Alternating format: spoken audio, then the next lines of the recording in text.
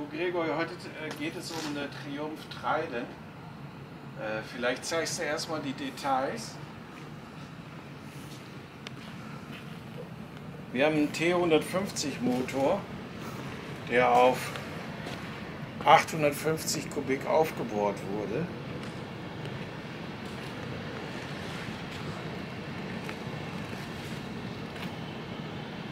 Der Motor wurde von einem erfahrenen Mechaniker gemacht.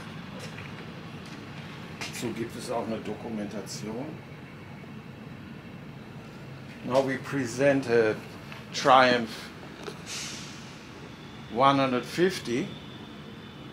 It is a 3-cylinder. We now have 850 cubic. The engine is tuned. So we have a very strong Trident.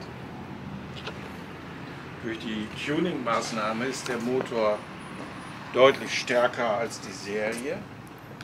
Auffallend ist die schöne Auspuffanlage.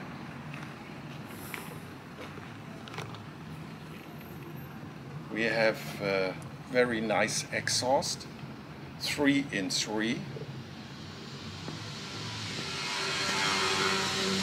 And original drum brake, Magnesium drum brake.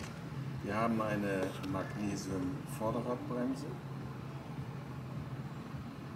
Und hinten haben wir ein konisches Hinterrad, so wie sich das gehört.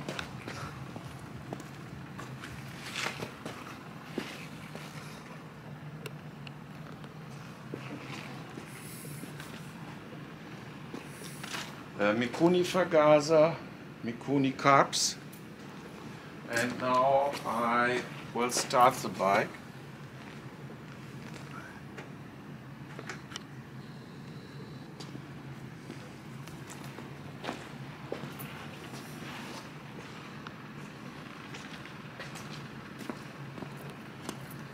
We have an electronic starting system.